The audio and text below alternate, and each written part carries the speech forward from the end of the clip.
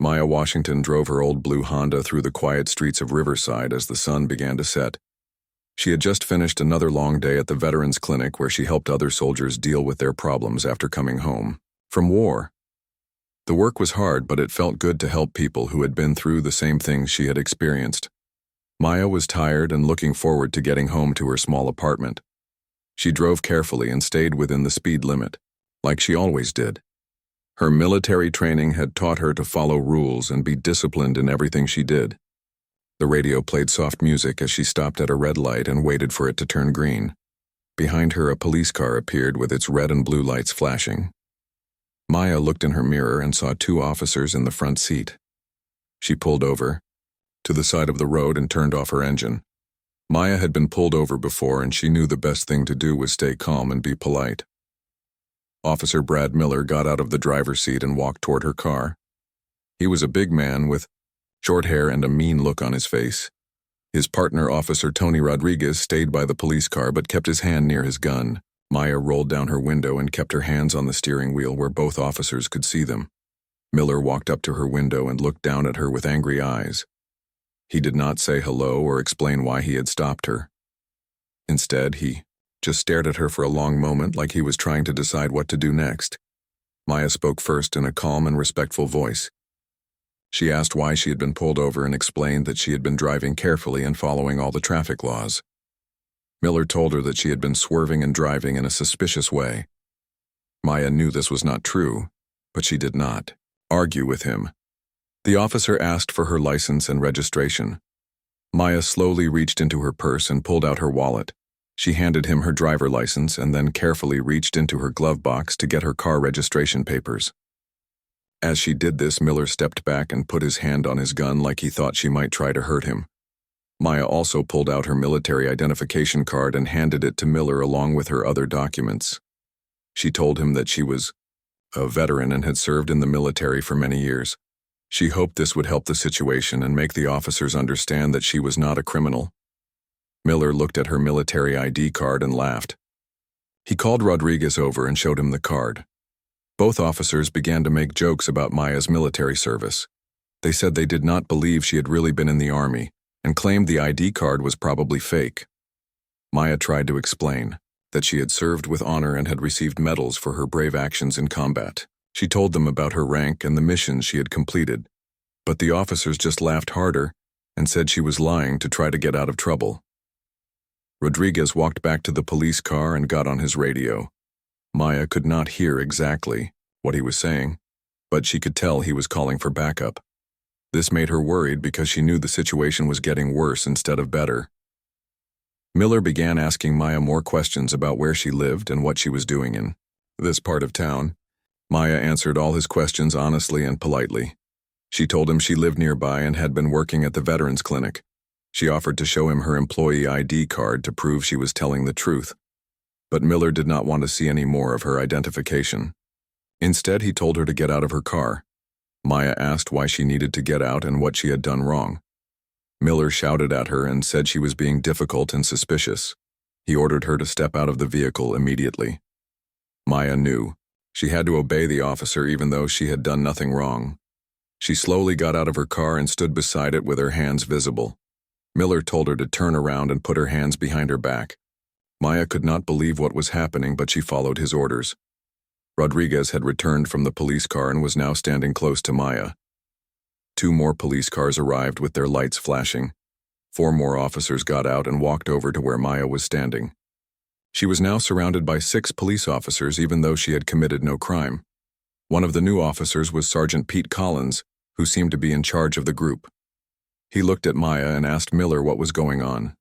Miller told him that Maya had been driving suspiciously and was claiming to be a military veteran, but he did not believe her story. Collins looked at Maya's military ID card and shook his head. He said the card looked fake to him and that Maya was probably using a stolen identity. Maya tried to explain again that the card was real and that she had earned it through years of faithful military service. The officers began talking among themselves about what to do with Maya. They ignored her when she tried to speak and treated her like she was not even there. Maya realized that no matter what she said or did, These officers had already decided she was guilty of something. Collins made the decision to arrest Maya for suspicious behavior and possible identity theft. Maya asked what specific crime she was being charged with, but none of the officers gave her a clear answer. They just said she would have to come with them to the police station for questioning. Maya knew her rights and asked to call a lawyer. The officers said she could make a phone call after they got to the station. Rodriguez put handcuffs on Maya's wrists behind her back. The metal cuffs were tight and hurt her wrists, but she did not complain. They put Maya in the back seat of Collins' police car. The seats were hard plastic and there were metal bars between the front and back seats. Maya had never been arrested before, and the experience was frightening and humiliating.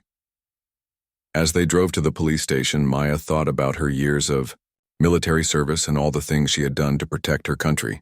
She had fought in dangerous battles and saved the lives of her fellow soldiers. Now she was being treated like a common criminal by the very people she had sworn to protect. Maya stayed calm and tried not to let the officers see how upset she was. Her military training had taught her to control her emotions even in the worst situations. She knew that getting angry or fighting back would only make things worse for her. The officers had no idea who they had just arrested. Maya Washington was not just any veteran, as she had told them. She was Commander Maya Washington, one of the most important military leaders in human history. Her real identity was classified at the highest levels of government and known only to a few people in the world. 3 years ago, Maya had led the defense of Europa Station during the worst alien attack humanity had ever faced. The Zephyrian Empire had sent a massive fleet to destroy Earth's outer colonies and kill millions of innocent people. Maya was in command of just 12 human ships against more than 200 alien vessels. The battle had lasted for 18 hours without stopping. Maya's brilliant tactics and incredible courage had turned what seemed like certain defeat into humanity's greatest victory. She had used the asteroid belt around Europa to hide her ships and launch surprise attacks on the alien fleet. One by one, she had destroyed the enemy ships until the aliens were forced to retreat. After the battle, Maya had become a legend throughout the solar system. The other colonies called her the hero of Europa, and Earth's government gave her the highest military honors. But Maya did not want fame or glory. She preferred to work in secret where she could do the most good for humanity. Following her victory at Europa, Maya had been given command of Earth's most secret military operations. She worked to find and stop alien spies who tried to infiltrate human society. Her job was so important that very few people knew what she really did, or even that she existed. Maya had been living under a false identity for the past year while she investigated possible alien agents on Earth. The government had given her a new name and background so she could move around without being recognized. Her cover story was that she was a regular Army veteran who worked at a veterans clinic. The work was dangerous because the alien spies looked exactly like humans. They could blend into any community, and no one would know they were really enemies from another world. Maya used her skills and experience to find these hidden threats and stop them before they could hurt innocent people. Maya wore a special watch that looked like an ordinary timepiece, but was actually an advanced communication device. The watch was connected to secret government satellites and could send emergency signals if Maya was ever in trouble. It could also track her location and monitor her vital signs at all times. When the police officers arrested Maya and put the handcuffs on her, the watch automatically detected that she was in distress. It began sending coded signals to a secret facility in Washington, where government agents monitored the safety of important operatives like Maya. The signals from Maya's watch were received by a computer system that immediately recognized her as a high-priority asset. The computer sent alert messages to FBI headquarters and several military bases around the country. Within minutes, dozens of people in the government knew that Maya Washington had been detained by local police. At the Pentagon, General Patricia Stone was in a meeting with other military leaders when she received the emergency alert on her secure phone. When she saw Maya's name on the screen, her face went white with shock. She immediately ended her meeting and called Admiral John Blake, who was in charge of special operations. Admiral Blake could not believe what he was hearing when General Stone told him about Maya's arrest. They both knew how important Maya was. to Earth's defense and how dangerous it would be if her real identity was discovered. Blake immediately ordered his staff to find out everything they could about the situation in Riverside. Meanwhile, at FBI headquarters in Washington, Agent Lisa Carter was working late when the alert came through on her computer. Carter was one of the few agents who knew about Maya's secret mission and her real identity. She quickly read the details of Maya's detention and realized how serious the situation had become. Carter called her supervisor, Director Kevin Hayes, at his home to tell him what had happened. Hayes had personally approved Maya's undercover assignment and knew better than anyone how valuable she was to national security. He told Carter to assemble an emergency response team immediately. The FBI began gathering information about the Riverside Police Department and the officers who had arrested Maya. They discovered that Officers Miller and Rodriguez had both been accused of racial discrimination in the past, but had never been seriously punished. The department had a history of problems with minority citizens and poor training. Back in Riverside, Maya sat in the police car as they drove toward the station. She could feel the small vibration from her watch that told her the emergency signal had been activated. She knew that help was on the way, but she also knew it might take time for federal agents to respond. Maya thought about her current mission and how important it was to maintain her cover identity. She had been tracking a group of suspected alien agents who were living in the Riverside area. If her real identity was revealed, it could ruin months of careful investigation and put innocent lives at risk. The alien agents Maya was hunting were very dangerous. They had the ability to change their appearance and could copy human behavior perfectly. They had been sent to Earth to prepare for another invasion by gathering information about human defenses and weaknesses. Maya had already identified 3 possible alien agents in Riverside, but she needed more evidence before she could arrest them. Her work at the Veterans Clinic was the perfect cover because it allowed her to meet many different people and observe their behavior. Some of the aliens tried to pose as veterans to gain trust in the community. The special technology in Maya's watch was developed by Earth's best scientists using knowledge gained from captured alien equipment. It could detect certain energy signatures that aliens gave off and help Maya identify who was really human and who was an enemy in disguise. Maya had been very close to completing her mission when the police officers arrested her. She had planned to gather the final evidence she needed within the next few days.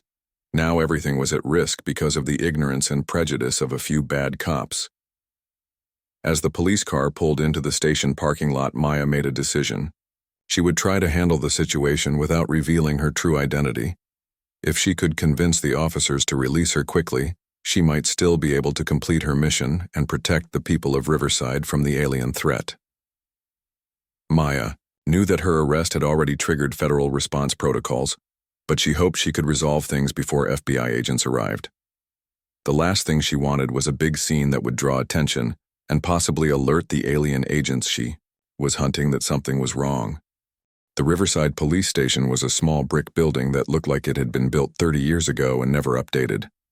The paint was peeling off the walls and the parking lot was full of potholes. Maya could see why the department had problems if this was how they maintained their facilities. Officers Miller and Rodriguez walked Maya through the front door of the station while Sergeant Collins followed behind them. The lobby had fluorescent lights that made everything look yellow and tired. A few other officers looked up from their desks when Maya walked past, but most of them ignored what was happening. They took Maya to a small room in the back of the building that had concrete walls and no windows.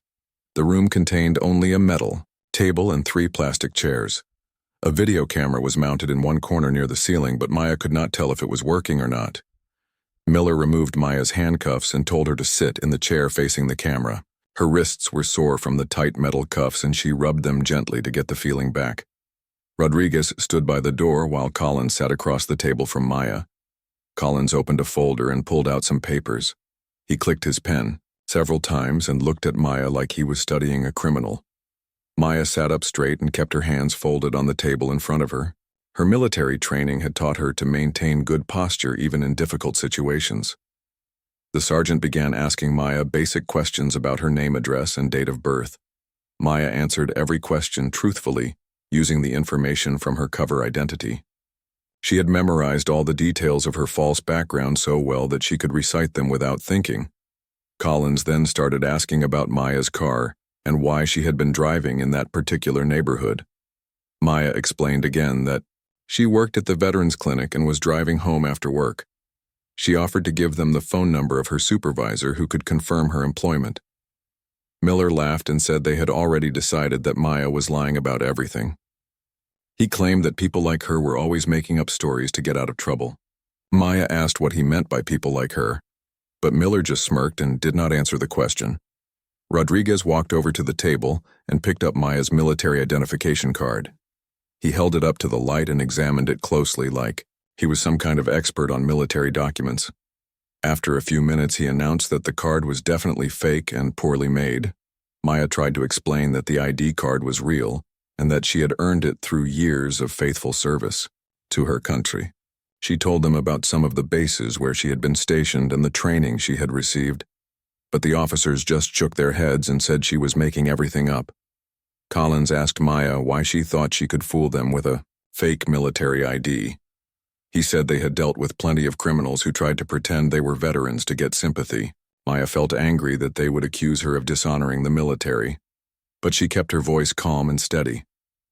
Miller started making jokes about Maya's appearance and the way she dressed. He said she did not look like any soldier he had ever seen, and that women should not be allowed in combat anyway. Rodriguez laughed at his partner's comments and added his own insulting remarks. Maya had heard similar comments before from men who could not accept that women could be just as brave and capable as male soldiers. She thought about all the female warriors she had served with who had died protecting Earth from alien invaders. These officers had no idea what real courage looked like. The questioning continued for more than an hour with the same types of questions asked over and over again. Maya answered everything consistently because she was telling the truth about her cover identity. But the officers seemed determined to find some contradiction in her story that would prove she was lying. Collins left the room for a few minutes and came back with a computer printout. He said they had run a background check on Maya and found some irregularities in her records. Maya knew this was probably because her real identity was classified and protected by government security systems. Miller accused Maya of using a stolen identity and said they might charge her with federal crimes. Maya remained calm and asked to speak with a lawyer. Collins said she would get her phone call eventually, but first they needed to finish their investigation. Rodriguez started asking Maya personal questions about her family and where she had grown up. Maya gave him the answers from her cover story, but she could tell he was trying to trip her up. The alien agents she hunted used similar tactics when they were trying to break someone's cover. The officers began talking among themselves about what charges they could file against Maya. They mentioned disturbing the peace-resisting arrest and possession of false documents. Maya knew that none of these charges would stick because she had done nothing wrong. Miller opened his notebook and started writing down his version of what had happened during the traffic stop. Maya could tell from his expression that he was exaggerating and changing details to make her look guilty. She made mental notes of everything he was saying so she could correct it later. Collins received a phone call on his radio and stepped outside the room to answer it. Maya could hear him talking in the hallway but could not make out the words. When he came back into the room, he looked worried about something, but did not explain what the call had been about. Maya's watch vibrated slightly against her wrist in a pattern that told her federal agents were getting closer to the station. She knew she needed to stay calm and not do anything that would make the situation worse. Her training had prepared her for much more dangerous situations than this. Rodriguez started asking Maya about weapons and whether she had any guns in her car or apartment. Maya truthfully answered that she did not own any personal firearms. She did not mention that she was trained to use dozens of different weapons and could probably disarm all 3 officers in a matter of seconds if necessary. The interrogation was becoming more hostile as the officers grew frustrated with Maya's calm responses to their questions. They clearly wanted her to get angry or say something they could use against her. But Maya had faced alien torture chambers and survived, so a few racist cops did not scare her. Miller slammed his hand on the table and accused Maya of being a terrorist who was planning to attack innocent people. Maya looked him in the eye and calmly stated that she had spent her entire adult life protecting innocent people from those who would hurt them. Collins checked his watch and said they would continue the questioning after Maya spent some time in a holding cell. Maya asked again to make her phone call, but the sergeant said that would have to wait until morning. Maya realized they were planning to keep her in jail overnight without proper legal representation. At FBI headquarters in Washington, Agent Lisa Carter sat at her desk reading the emergency alert that had come through about Maya Washington. Carter was one of only 12 people in the entire FBI who knew about Maya's real identity and her secret mission. She had helped set up Maya's cover identity and had been her contact for the past year. Carter immediately called her team members, Agent Marcus Ford and Agent Helen Price. Both agents dropped what they were doing and rushed to Carter's office.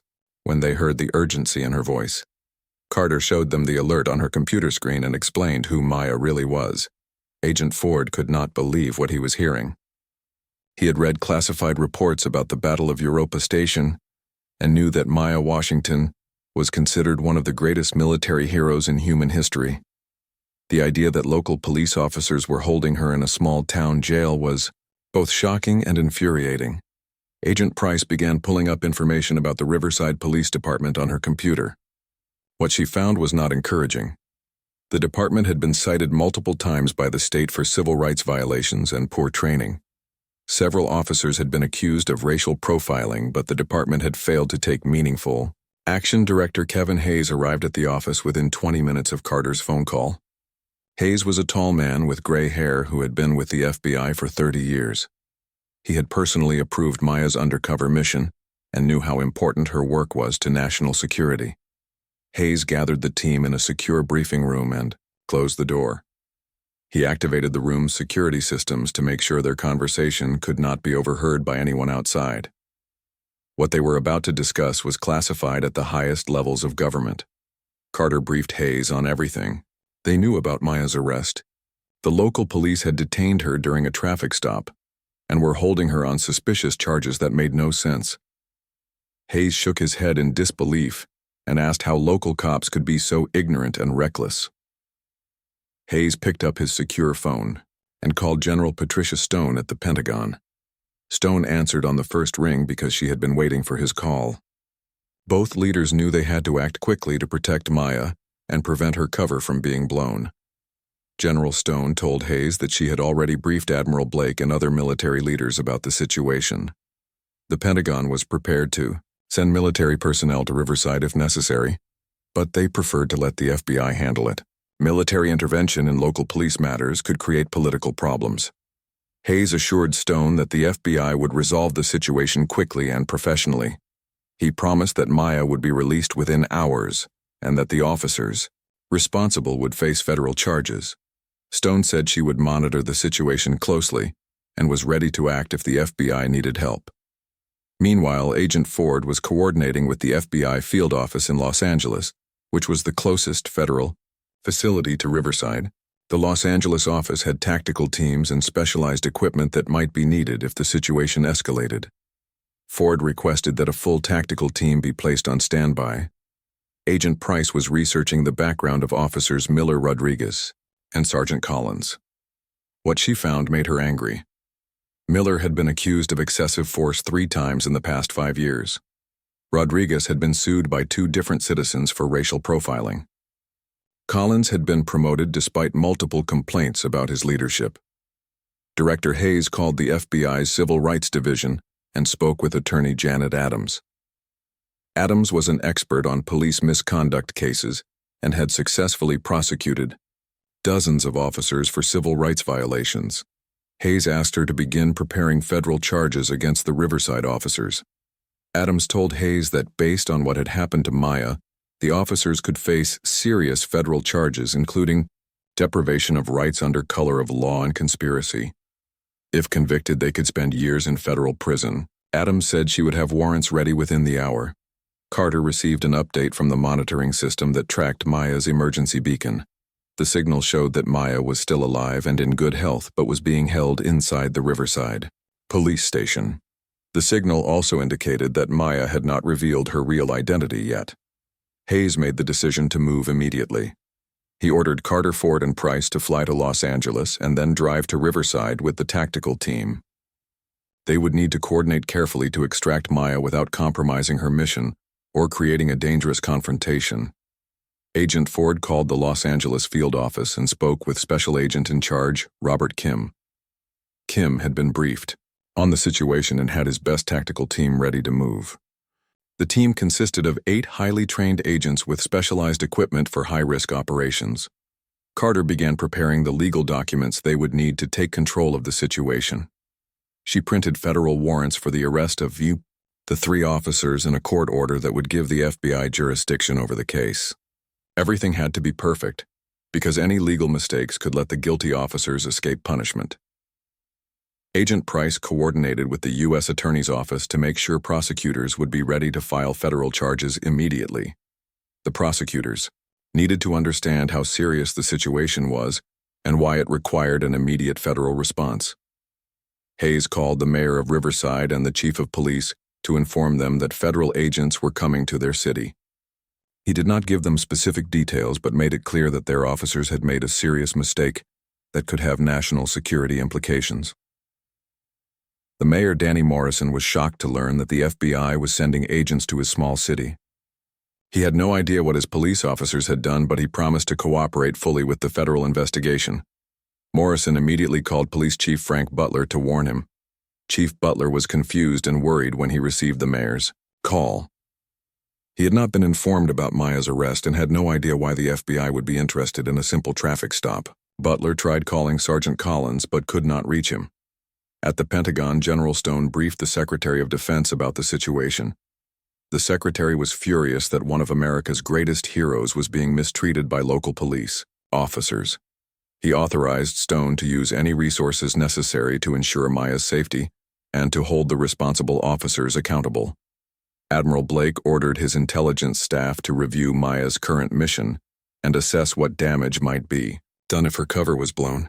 The alien agents Maya was tracking could disappear if they learned that federal agents were in the area. Blake hoped they could resolve the situation quickly and quietly. Agent Carter's team finished their preparations and headed to the airport. They would fly on a government plane to Los Angeles and then drive to Riverside in unmarked vehicles. The tactical team would follow in a separate convoy with their specialized equipment. Hayes remained at FBI headquarters to coordinate the operation and communicate with other government agencies. He had Maya's personnel file open on his desk and was looking at her military decorations and commendations. It made him sick to think that the woman who had saved Earth from alien invasion was sitting in a small-town jail cell. The clock on Hayes's wall showed that Maya had been in custody for almost 2 hours. He knew that every minute increased the risk that her cover would be blown and her mission compromised. Hayes picked up his phone to check on the progress of Carter's team. Agent Lisa Carter sat in the passenger seat of the black SUV as it raced through the California desert toward Riverside. Agent Marcus Ford was driving while Agent Helen Price reviewed their tactical plan in the back seat. The FBI tactical team followed behind them in 2 more vehicles loaded with specialized equipment. Carter checked her secure phone for updates from Director Hayes in Washington. The latest intelligence showed that Maya was still being held in the police station and had not revealed her true identity. Her emergency beacon continued to transmit normally, which meant she was uninjured and maintaining her cover. Ford pressed harder on the accelerator as they entered the outskirts of Riverside. The sun was setting behind the mountains, and the small city looked peaceful and quiet. None of the residents had any idea that one of humanity's greatest heroes was being held prisoner in their local jail. Agent Price finished reviewing the building plans for the Riverside police station that had been sent from FBI headquarters. The station was a simple 1-story structure with limited security systems. It would not be difficult for the tactical team to secure the building, but they needed to be careful not to harm any innocent people. Carter's phone buzzed with an encrypted message from Director Hayes. The federal warrants for the arrest of officers, Miller Rodriguez and Sergeant Collins, had been signed by a federal judge. The FBI now had full legal authority to take control of the situation and arrest the officers for civil rights violations. Special Agent Robert Kim was leading the tactical team in the vehicle behind them. Kim had 20 years of experience with high-risk operations and had been briefed on Maya's real identity. He understood how important it was to extract her safely without compromising her secret mission. Ford turned onto the street where the police station was located and slowed down so they could observe the building. The parking lot had several police cars and the lights were on inside the station. Ford counted at least 6 officers visible through the windows, which meant they would need to be prepared for resistance. Agent Price used her secure radio to contact FBI headquarters and confirmed that all federal agencies had been notified about the operation. The Pentagon was monitoring the situation, and military backup was available if needed. The State Department had also been informed in case there were any diplomatic complications. Carter reviewed the arrest warrants one more time to make sure everything was legally correct. The charges against the 3 officers included conspiracy to violate civil rights, deprivation of rights under color of law, and interference with a federal investigation. Each charge carried a potential sentence of several years in federal prison. Kim's tactical team pulled into a parking lot across the street from the police station and began preparing their equipment. The agents put on bulletproof vests and checked their weapons. They hoped the operation would be peaceful, but they needed to be ready for any situation. Ford parked their SUV where they could watch the front entrance of the police station.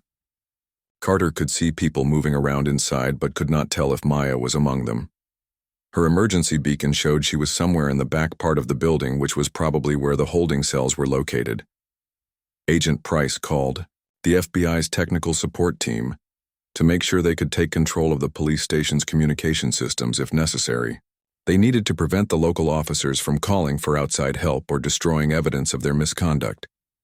Carter received a call from attorney Janet Adams, who had finished preparing the federal case against the Riverside officers. Adams confirmed that they had enough evidence to prosecute all 3 men, and that additional charges could be filed if more evidence was discovered during the investigation. Kim approached Carter's vehicle and briefed her on his team's readiness. The tactical agents had identified all the entrances and exits of the police station and were prepared to secure the building within minutes. Kim emphasized that they would use minimum force and try to avoid any confrontation. Ford started the engine and slowly drove past the police station to get a closer look. He could see Sergeant Collins through one of the windows talking on the phone. Collins looked agitated about something, which might mean he had learned that federal agents were coming to Riverside. Agent Price checked with the local FBI office to confirm that backup agents were standing by in case they were needed. The Los Angeles office had sent additional personnel who were waiting 30 miles away. They could be at the police station in less than an hour if the situation required more resources. Carter's secure phone rang with a call from Director Hayes. Hayes told her that the Pentagon had confirmed Maya's identity using satellite surveillance and that she appeared to be unharmed. Hayes also warned that they needed to move quickly because Maya's alien targets might become suspicious if federal agents stayed in the area too long. Kim's team finished their preparations and moved into position around the police station. 2 agents covered the back exit while 4 others prepared to enter through the front door. Kim would lead the entry team while Carter, Ford, and Price followed with the arrest warrants. Ford checked his watch and saw that it was exactly 30 minutes since Maya had first been detained. Carter wondered what Maya was thinking as she sat in the holding cell, unaware that federal agents were about to rescue her. Maya probably assumed it would take hours for help to arrive. Agent Price reviewed the protocol for protecting Maya's cover identity during the extraction. They would need to be very careful about what they said in front of the local officers. Maya's real mission had to remain secret, or months of dangerous work could be wasted. Carter tested her secure radio one more time to make sure she could communicate with FBI headquarters during the operation. Hayes would be monitoring everything from Washington and was ready to provide additional support if needed. The director had made it clear that Maya's safety was the top priority. Kim signaled that his team was ready to move. Carter took a deep breath and checked that she had all the legal documents they would need. In a few minutes, they would storm into the police station and rescue one of America's greatest heroes from the ignorant officers who had arrested her. Ford turned off the engine and grabbed his FBI identification badge. He had participated in many federal operations, but none had felt as important as this one. The idea that local cops had arrested the woman who saved Earth from alien invasion made him angry and determined to see justice done. Agent Price activated the recording equipment that would document everything that happened during the arrest of the 3 officers. The FBI needed to have complete records of the operation to ensure that the guilty officers could not escape punishment through legal technicalities. Carter looked at the police station one more time before giving Kim the signal to begin the operation. Soon Maya Washington would be free, and the officers who had mistreated her would be in federal custody. Carter hoped Maya's secret mission could continue without any serious complications. Agent Carter checked her watch one final time before giving the signal to Agent Kim. It had been exactly 31 minutes since Maya Washington was first detained by the racist officers. Carter held up her hand and then pointed toward the police station. Kim nodded and spoke quietly into his radio to alert his tactical team. The FBI agents moved quickly and silently across the street toward the Riverside police station. Kim and 3 other agents approached the front entrance while 2 more agents covered the back exit. Carter, Ford, and Price followed closely behind the tactical team, carrying their federal warrants and identification. Officer Miller was sitting at his desk filling out paperwork when the front door of the police station suddenly burst open. 6 FBI agents in bulletproof vests rushed into the lobby with their weapons drawn and badges visible. Miller jumped up from his chair so quickly that he knocked over his coffee cup. Agent Kim shouted that everyone needed to put their hands up and identify themselves as law enforcement officers. The local police officers in the lobby were too shocked to resist and immediately raised their hands above their heads. None of them had any idea why federal agents were raiding their station. Carter stepped forward and announced that she was Agent Lisa Carter with the Federal Bureau of Investigation. She explained that they were there on federal business, and that everyone needed to remain calm and follow instructions. Carter's voice was firm and professional, but the local officers could tell she was angry about something. Sergeant Collins came running out of his office when he heard the commotion in the lobby. When he saw the FBI agents with their weapons drawn, he stopped in the doorway and slowly raised his hands. Collins had been a police officer for 15 years, but he had never seen anything like this before. Agent Ford moved toward Collins and asked where they were holding the woman who had been arrested during the traffic stop. Collins pointed toward the back of the building and said Maya was in holding cell number 3. Ford immediately headed in that direction, followed by Agent Price. Kim ordered all the local officers to sit down and keep their hands visible. He explained that this was a federal operation and that anyone who interfered would be arrested. The officers did as they were told, but their faces showed confusion and fear about what was happening. Carter pulled out her federal warrants and began reading the charges against officers Miller, Rodriguez, and Collins. She announced that all 3 men were under arrest for conspiracy to violate civil rights and deprivation of rights under color of law. Miller's face went white when he heard the charges. Rodriguez had been in the bathroom when the FBI agents entered the building. When he came out and saw what was happening, he tried to run toward the back exit. 2 FBI agents were waiting for him and quickly tackled him to the ground. Rodriguez was handcuffed before he could escape. Agent Price found Maya sitting calmly in the small holding cell, reading a magazine that someone had left behind. Maya looked up when Price approached and could immediately tell from her professional appearance and confident manner that she was a federal agent. Maya felt relieved that help had finally arrived. Price showed Maya her FBI identification and explained that they were there to secure her release. Maya stood up and walked to the cell door where Price was working to unlock it. Price spoke quietly so the local officers could not hear and asked if Maya was injured or needed medical attention. Maya assured Price that she was fine and had not been harmed during her detention. She asked Price how much the federal agents knew about her situation and whether her cover identity was still secure. Price whispered that they knew everything and would be very careful to protect her mission.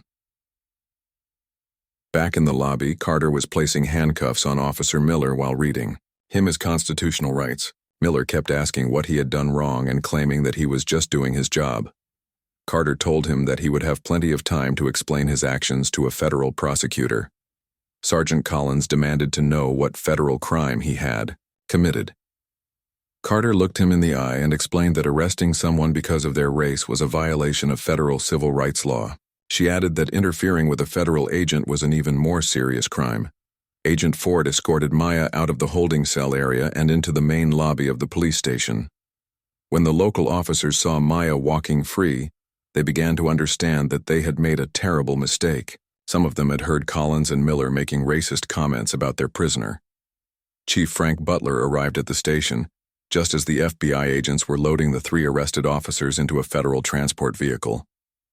Butler could not believe what he was seeing and demanded an explanation from Agent Carter. Carter showed him the federal warrants and explained the charges. Butler looked at the warrants and realized how serious the situation had become. He asked Carter what his department could do to cooperate with the federal investigation. Carter told him that the FBI would be conducting interviews with all the officers who had been present during Maya's arrest. Maya remained calm and professional as she watched the 3 officers being taken into federal custody. She did not show any satisfaction or anger, even though she had every right to be furious about how she had been treated. Her military training had taught her to control her emotions. In difficult situations, Agent Price returned Maya's personal belongings, including her wallet, military ID, and car keys. Price apologized on behalf of the federal government for what Maya had endured. Maya thanked Price but said she understood that a few bad officers did not represent all law enforcement. Carter approached Maya and spoke quietly about her ongoing mission. Carter explained that the FBI would try to minimize publicity about the incident to protect Maya's cover identity. Maya appreciated their concern, but said she would need to assess whether her mission had been compromised. Chief Butler gathered his remaining officers and ordered them to cooperate fully with the FBI investigation. He was embarrassed and angry that members of his department had acted in such a disgraceful manner. Butler promised Carter that the department would implement immediate reforms. Agent Kim secured the police station and established a perimeter while his team collected evidence of the officers' misconduct. They photographed the holding cell where Maya had been kept and gathered the paperwork that Miller and Collins had filled out about her arrest. Ford helped Maya to her car, which was still parked where the officers had left it after the traffic stop. Maya checked to make sure nothing had been damaged or stolen from her vehicle. Everything appeared to be in the same condition as when she had been arrested. Carter received a call from Director Hayes, who wanted to know if the operation had been successful. Carter reported that Maya was safe and that all 3 officers were in federal custody. Hayes expressed relief and asked Carter to keep him updated on any new developments. Maya started her car and prepared to drive home. She thanked the FBI agents for their quick response and professional handling of the situation. Carter gave Maya a secure phone number she could use if she needed any assistance with her ongoing mission. As Maya drove away from the police station, she thought about how the incident might affect her work. The alien agents she was tracking might have heard about the federal raid and become suspicious. Maya would need to be even more careful in the coming days to complete her mission successfully. Agent Carter led Chief Butler and Mayor Morrison into a secure briefing room at the Riverside Police Station. The room had been swept for listening devices by FBI technical specialists and was now safe for classified conversations. Carter closed the door and activated a small device that would prevent anyone from recording their discussion. Carter began by explaining that what they were about to learn was classified at the highest levels of national security. She made both men sign federal confidentiality agreements before proceeding with the briefing. Butler and Morrison had no idea what they were getting into, but they could tell from Carter's serious manner that it was extremely important. Agent Ford brought Maya into the briefing room and introduced her to the local officials.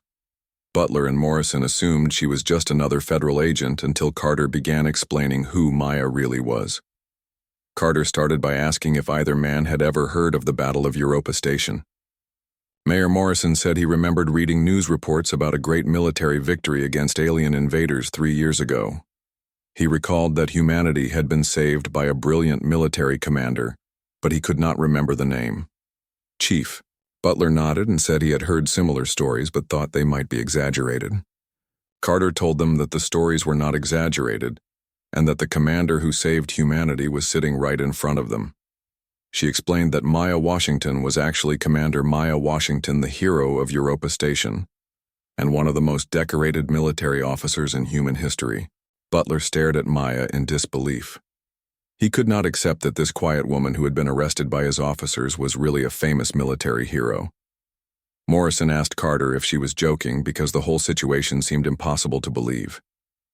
Maya spoke for the first time since entering the room. She calmly confirmed that Carter was telling the truth about her identity and military record.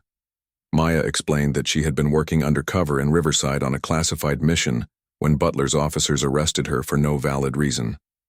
Carter pulled out a classified file folder and showed Butler and Morrison some of Maya's military decorations and commendations. The documents detailed Maya's role in defending Earth's colonies from alien invasion and her leadership during the Battle of Europa Station. Both men read the papers with growing amazement. Mayor Morrison realized that his city's police officers had arrested and mistreated one of America's greatest heroes. He felt sick to his stomach thinking about how badly Maya had been treated. Morrison asked Maya to forgive his city for the actions of a few ignorant officers. Maya told Morrison that she did not blame the entire city for what had happened. She explained that racism and prejudice existed everywhere, and that good people needed to work together to fight against it. Maya said she hoped this incident would lead to positive changes in the police department. Agent Ford briefed Butler and Morrison on the classified mission that Maya had been conducting in their city. He explained that Maya was hunting alien agents who had infiltrated human society and were planning another attack on Earth. Ford emphasized that Maya's work was critical to national security. Butler was shocked to learn that alien spies were operating in his small city. He asked Maya how many aliens she had identified and whether they posed an immediate threat to local residents. Maya explained that she was still gathering evidence but had identified several suspects. Carter showed Butler and Morrison photographs of the 3 suspected alien agents that Maya had been tracking. The aliens looked like ordinary humans and had been living in Riverside for several months. One was posing as a businessman while another claimed to be a retired teacher. Morrison asked why the aliens had chosen Riverside as their base of operations. Maya explained that small cities were perfect hiding places because they had less security, and people did not ask many questions about newcomers. The aliens could blend in easily and gather intelligence without being detected. Butler realized that Maya's arrest could have compromised her entire mission. If the alien agents learned that federal investigators were in the area, they might disappear before they could be captured. Butler felt terrible that his officers' racism had put national security at risk. Maya assured Butler that she would find a way to complete her mission despite the complications. She explained that her cover story as a veterans clinic worker was still intact and the aliens probably did not know her real identity. Maya said she would need to be more careful but could still catch the alien spies. Agent Ford explained how advanced the alien infiltrators were. They had the ability to perfectly mimic human appearance and behavior. They could copy voices, accents, and mannerisms so well that even family members might not realize they were talking to an imposter instead of their loved one. Carter showed Butler and Morrison some of the advanced technology that Maya used to detect alien agents. The special watch Maya wore could identify certain energy signatures that aliens gave off even when they were disguised as humans. The technology was developed from captured alien equipment after the war. Morrison asked what would happen to the 3 officers who had arrested Maya. Carter explained that Miller, Rodriguez, and Collins would face federal prosecution for civil rights violations. If convicted, they could spend several years in federal prison and would never be allowed to work in law enforcement again. Butler promised that his department would cooperate fully with any federal investigation. He said he would personally review the hiring and training practices that had allowed racist officers to remain on his force. Butler also promised to implement new policies to prevent similar incidents. Maya stood up and prepared to leave the briefing room. She told Butler and Morrison that she held no personal grudges against them and hoped they would use this experience to make positive changes. Maya said the best way to honor her service was to ensure that all citizens were treated with dignity and respect. Carter reminded Butler and Morrison that everything they had learned was classified and could never be discussed with anyone else. She warned that revealing Maya's identity or mission could result in federal charges for compromising national security. Both men promised to keep the information secret. Agent Ford escorted Maya out of the police station, while Carter finished briefing the local officials. Morrison asked if there was anything his city government could do to help Maya complete her mission. Carter said the best thing they could do was pretend the incident never happened and let Maya work in peace. Butler walked through his police station feeling ashamed of what his officers had done. He realized that Maya had shown incredible restraint during her arrest and could probably have overpowered all three officers if she had chosen to fight back. Butler was grateful that Maya had not used violence to escape. Carter packed up her classified documents and prepared to return to FBI headquarters. She would file a complete report on the incident and recommend that additional federal oversight be placed on the Riverside Police Department. Carter hoped this would prevent future civil rights violations.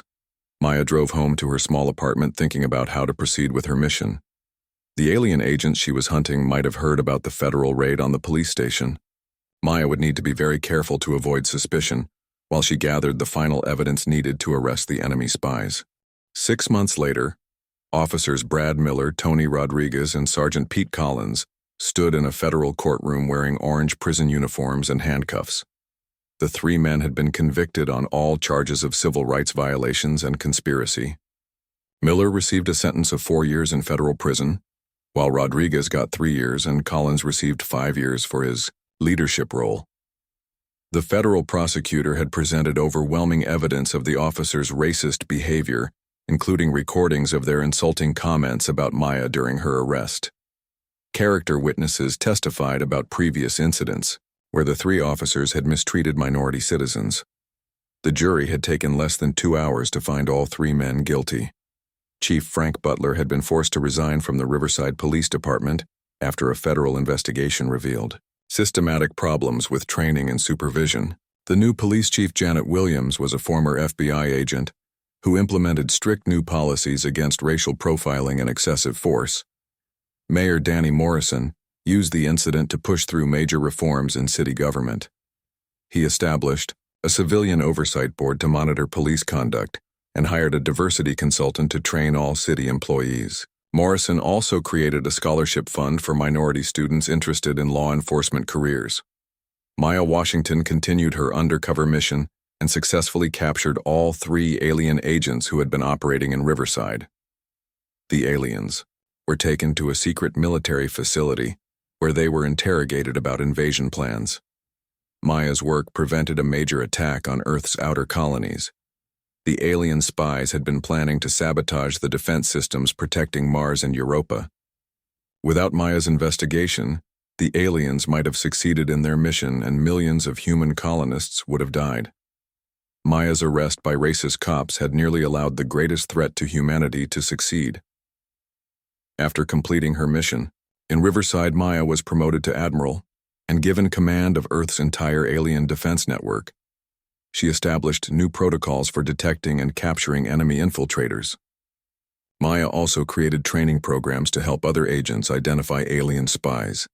Agent Lisa Carter received a commendation from FBI Director Hayes for her quick response and professional handling of Maya's rescue. Carter was promoted to supervisor and put in charge of protecting other undercover federal agents. She used Maya's case as an example of why agent safety was so important. The Riverside Police Department became a model for other small cities trying to reform their law enforcement practices. Officers from around the country visited Riverside to learn about the new training programs and oversight procedures. The department's transformation showed that positive change was possible. Maya never spoke publicly about her arrest or the officers who had mistreated her. She preferred to focus on her military duties and protecting humanity from alien threats. When reporters asked about the incident, Maya said she hoped it would inspire people to treat all citizens with respect and dignity. The three convicted officers appealed their sentences, but higher courts upheld their convictions. Miller and Rodriguez were released after serving their full sentences, but were banned from working in law enforcement forever. Collins died in federal prison from a heart attack during his 3rd year of incarceration. Chief Williams hired 12 new officers to replace those who had been fired or resigned during the reforms. All new hires underwent extensive background checks and psychological testing to screen out candidates with racist attitudes. The department also required annual training on cultural sensitivity and constitutional rights. Maya's work led to the discovery of alien spy networks in 15 other cities across Earth. Federal agents arrested more than 40 alien infiltrators who had been gathering intelligence for another invasion. Maya's expertise became crucial in protecting humanity from this hidden threat. The Veterans Clinic where Maya had worked created a memorial garden to honor her service. A plaque in the garden read, "Dedicated to all heroes who serve with honor and dignity." Maya attended the dedication ceremony and spoke about the importance of helping veterans readjust to civilian life. Agent Ford was promoted to lead the FBI's Alien Investigation Unit and worked closely with Maya to develop new detection methods. Together, they created a network of agents who could identify and track alien spies anywhere on Earth. Their partnership saved countless lives. Mayor Morrison was re-elected by the largest margin in Riverside's history after voters approved of his reform efforts. He continued to work with federal agencies to ensure that civil rights were protected in his city. Morrison often spoke about how one terrible incident had led to positive changes for everyone. Maya eventually revealed her true identity to her co-workers at the Veterans Clinic after her undercover mission ended. The staff was amazed to learn that the quiet woman who had helped them every day was actually the hero of Europa Station. Maya continued volunteering at the clinic, even after returning to active military duty. The incident became a classified case study used to train federal agents and police officers about civil rights and proper procedures.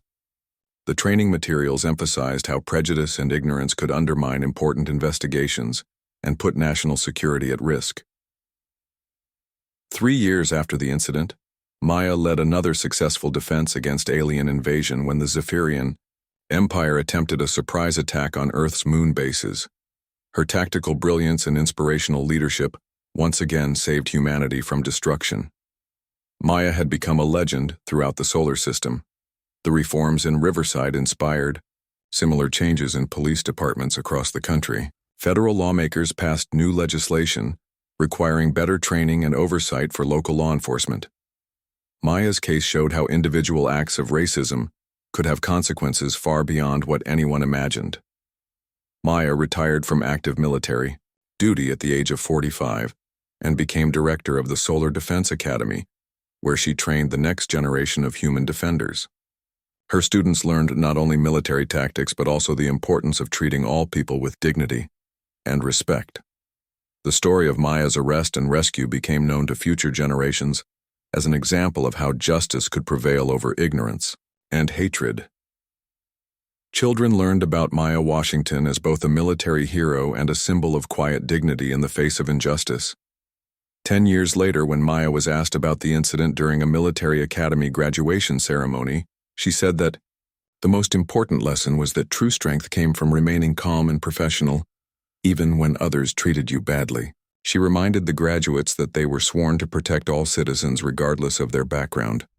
Maya Washington continued to serve humanity for the rest of her life, always remembering that her greatest victory was not any battle against alien invaders but the quiet dignity she had shown in a small-town police station when facing the ignorance of a few racist officers who had no idea they were confronting one of history's greatest heroes.